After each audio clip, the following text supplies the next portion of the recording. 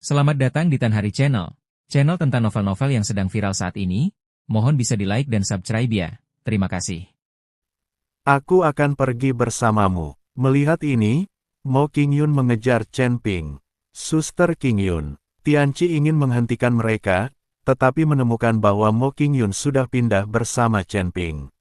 Wajah Tianqi berubah menjadi hijau, matanya melebar karena marah, dan dia menggertakkan giginya. Kenapa kau ikut denganku? Bagaimana kalau ada bahaya? Chen Ping memandang Mo Qingyun dan bertanya. Jika ada bahaya, kita akan menghadapinya bersama. Bahkan jika itu berarti kematian, kita akan memiliki teman di jalan menuju alam baka. Mo Qingyun tersenyum sedikit. Chen Ping juga tertawa, selama aku di sini, kamu tidak akan mati. Chen Ping merasa tenang, karena dia tahu dia tidak akan mati. Karena dia sudah meninggal, tidak akan ada cerita lagi. Kamu tidak menyukai pria banci itu? Chen Ping bertanya. Tak usah dikatakan, melihatnya saja membuatku muak. Mo Qingyun mengangguk. Kemudian dia berkata dengan putus asa, namun, Paviliun Tianyuan sangat kuat. Untuk membangun hubungan dengan Paviliun Tianyuan, aku harus menikah dengannya. Pernahkah kamu berpikir untuk melawan? Chen Ping bertanya. Saya tidak memiliki kemampuan itu. Mo Qingyun menggelengkan kepalanya. Saat aku punya kesempatan, aku akan membunuh si banci itu, dan kau akan bebas. Chen Ping mengikuti Mo Qingyun dan berbicara sambil berjalan.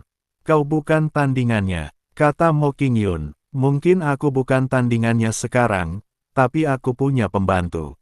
Membunuhnya akan mudah. Chen Ping tersenyum tipis, lalu bertanya kepada Raja Iblis Awan Merah, Senior, jika kau membunuh lelaki banci itu, apakah kau akan membunuhku? Tubuhmu mampu menahannya. Belum lagi orang itu, aku bisa membunuh semua orang di sini, kata Raja Iblis Awan Merah. Itu bagus. Chen Ping tersenyum. Kamu sedang bicara dengan siapa? Mo Qingyun tampak bingung. Seorang teman lama. Chen Ping tersenyum. Keduanya mengobrol sambil berjalan, dan segera tiba di platform batu yang rusak.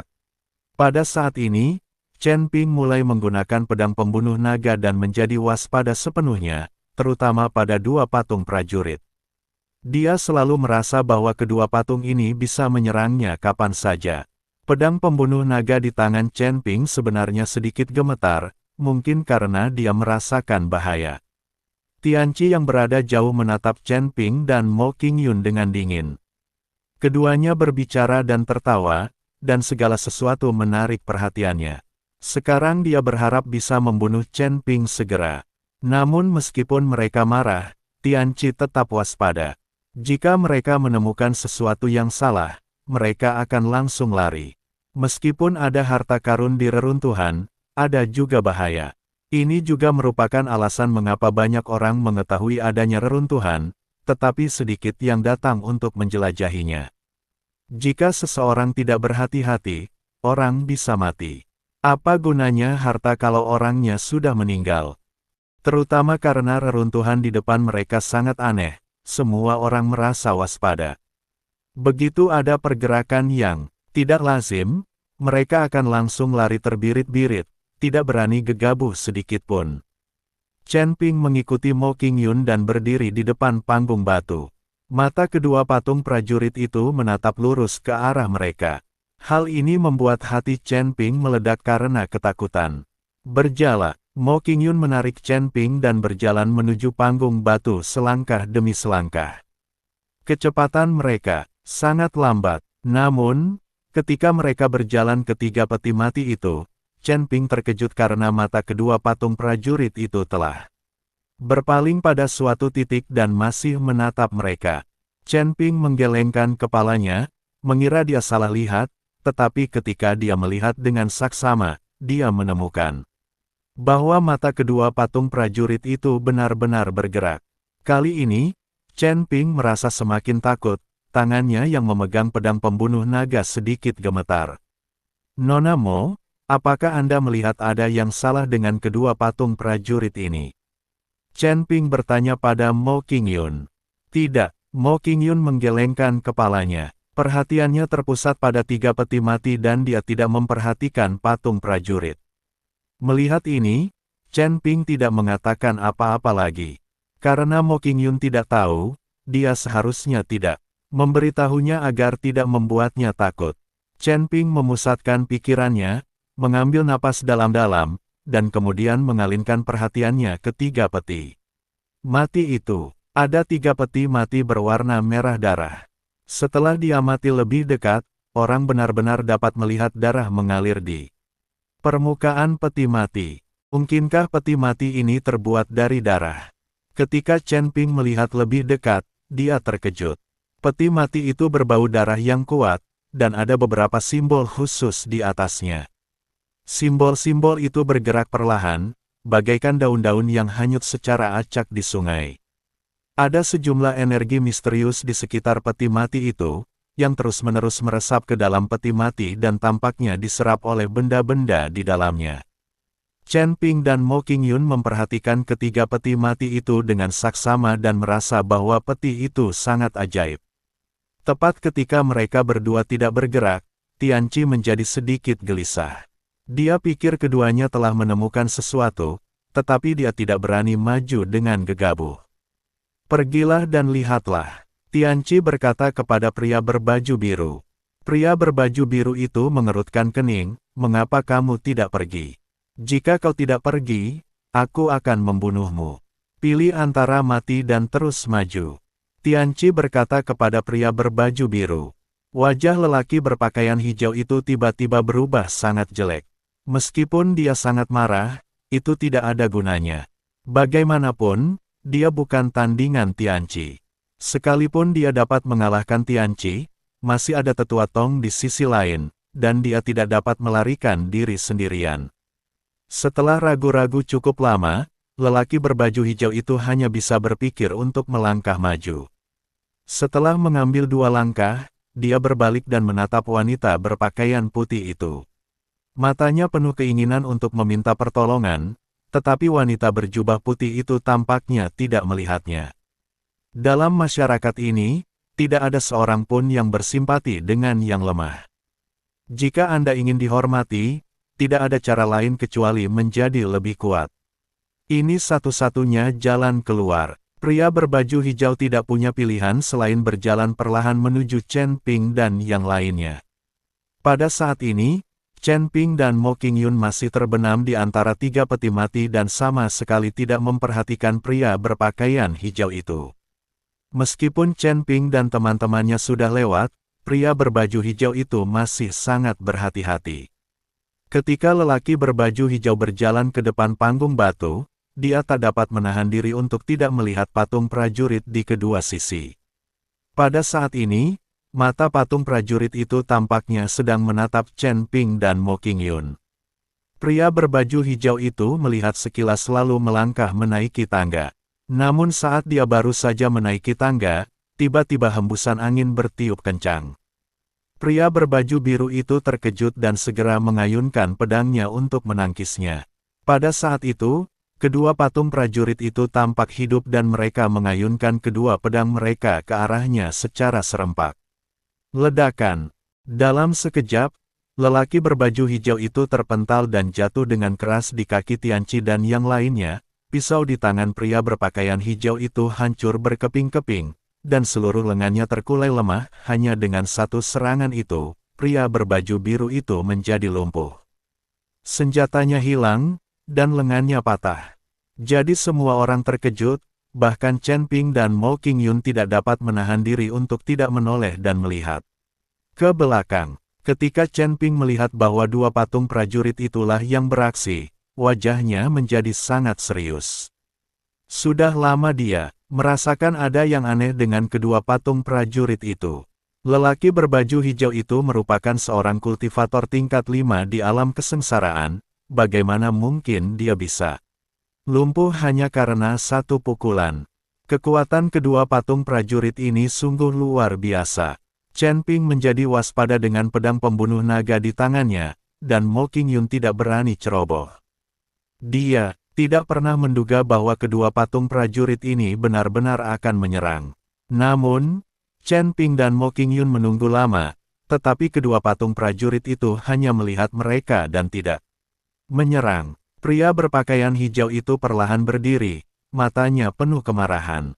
Dia sangat bingung. Dia juga mengikuti jalan Chen Ping. Mengapa Chen Ping dan yang lainnya baik-baik saja, tetapi dia diserang? Tianqi dan yang lainnya juga bingung. Mereka tidak dapat mengerti apa yang sedang terjadi. Penatua Tong, tahukah Anda mengapa ini terjadi? Tianqi bertanya. Penatua Tong menggelengkan kepalanya. Tidak ada formasi pada kedua patung itu, apalagi dikendalikan. Mengapa mereka tiba-tiba menyerang? Saya tidak mengerti. Mengapa kamu hanya menyerangku dan tidak menyerang dua orang lainnya? Pria berbaju hijau itu bertanya dengan agak tidak puas. Aku tidak menyukaimu, kata wanita berjubah putih itu sambil tersenyum dingin. Anda, pria berbaju hijau sangat marah, tetapi dia tidak berani melakukan apapun terhadap wanita berbaju putih. Lawannya berasal dari Istana Sura, dan kekuatannya mungkin lebih tinggi darinya. Dia terluka sekarang, apalagi bertarung. Jika nanti terjadi apa-apa, akan sulit baginya untuk melarikan diri. Mungkin karena ada banyak wanita yang terlibat.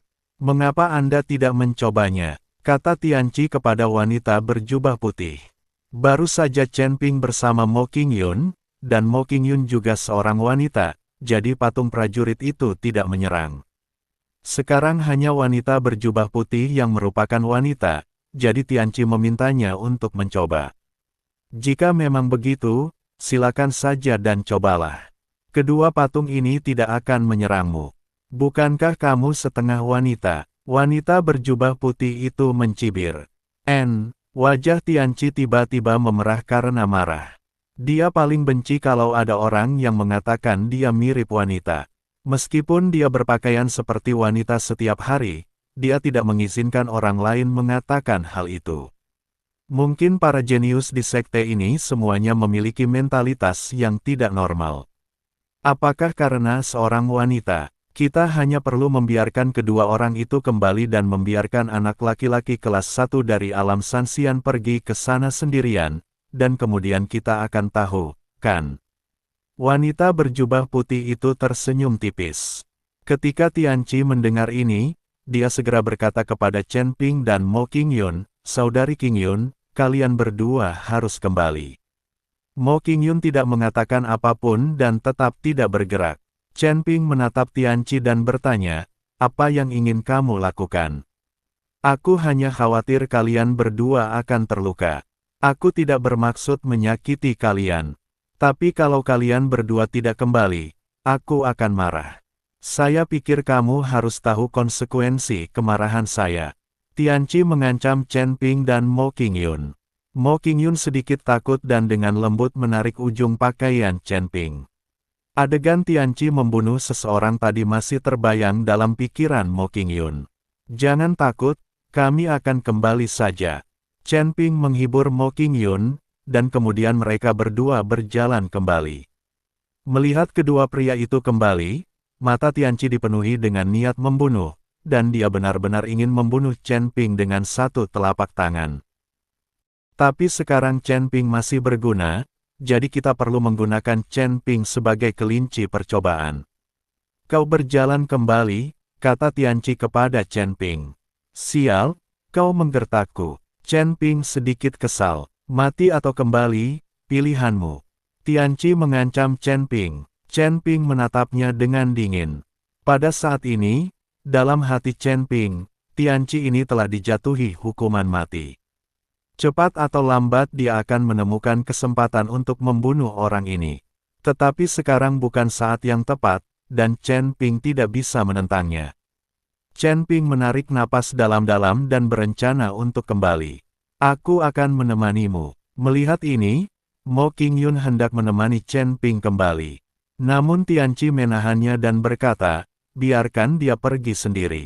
Jangan khawatir, aku akan baik-baik saja. Chen Ping tersenyum pada Mo Qingyun, lalu berjalan menuju platform batu lagi.